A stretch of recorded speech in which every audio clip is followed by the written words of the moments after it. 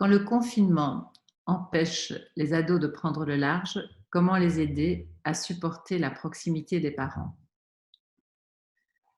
La problématique des adolescents dans ce contexte de confinement est extrêmement particulière. Je la trouve différente de celle d'enfants plus jeunes, pour lesquels il m'a semblé, enfin, en tout cas dans un certain nombre de situations, pas tous bien entendu,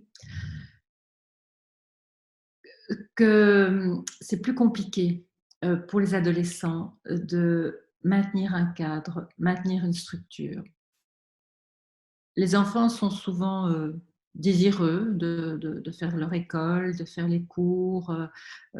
S'ils ont les parents qui arrivent effectivement à les entourer et les soutenir pour ça, ben, finalement, c'est un grand moment de la journée qui est passé à s'occuper de l'école, à faire les devoirs. Et ils sont assez contents de rester dans cette structure-là. Du côté des adolescents, c'est évidemment très différent. Beaucoup d'adolescents ne vont évidemment pas à l'école pour le goût des apprentissages, mais ils vont à l'école pour les liens sociaux, pour les liens amicaux. C'est ça qui est important pour eux. Ici, ils en sont privés et donc ils ne voient vraiment plus du tout le sens et l'intérêt de suivre des apprentissages qui, pour eux, n'ont déjà pas beaucoup de sens en général, mais là, en ont encore moins vu le contexte et les priorités que eux voient dans le contexte. Le confinement dans la maison, la proximité familiale, être avec les parents tout le temps, être avec la fratrie tout le temps aussi, peut être lourd pour certains adolescents qui ne peuvent pas donc trouver les dérivatifs qui leur sont nécessaires d'habitude. Les liens sociaux, amicaux, et je m'aperçois que les réseaux sociaux ne font absolument pas cette fonction-là dans ce contexte de confinement. Les amis en présence, les liens en présence leur manquent terriblement. En plus, l'utilisation des réseaux sociaux, parfois très chouette et très solidaire, mais elle peut être aussi très négative et très délétère.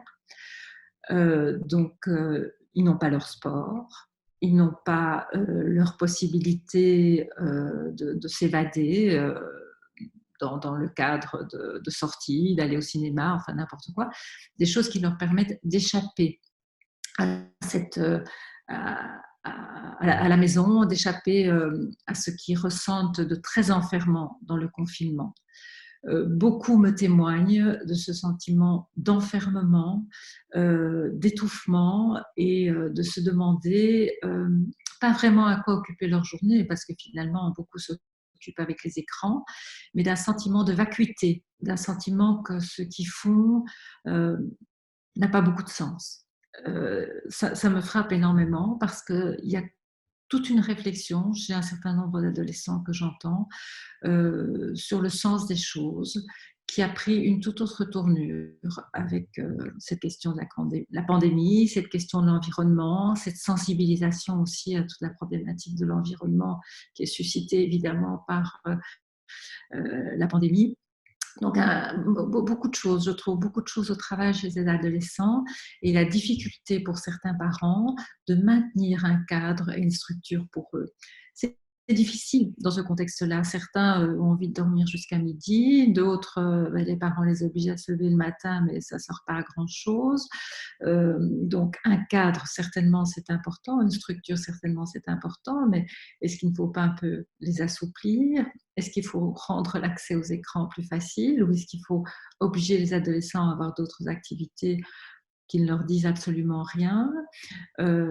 Par contre, ce qui fonctionne assez bien, je trouve, c'est les mouvements de solidarité qui sont pris en compte par les adolescents. J'en entends beaucoup qui, avec les scouts ou d'autres organismes de jeunesse, mettent des choses en place pour des gardes d'enfants, pour faire les courses, enfin pour des choses différentes. Je trouve que ça les aide beaucoup. Euh, mais pour certains, c'est pas assez et ils ont quand même ce sentiment de vacuité. Donc voilà, c'est extrêmement difficile pour les parents parce qu'ils sentent la tension qui monte, l'agressivité qui monte et que souvent ça va jusqu'à la violence, enfin souvent, en tout cas dans un certain nombre de situations, ça va jusqu'à la violence. qui est très difficile à contenir pour les parents parce qu'ils n'ont pas beaucoup de recours qui peuvent leur permettre de calmer l'adolescent.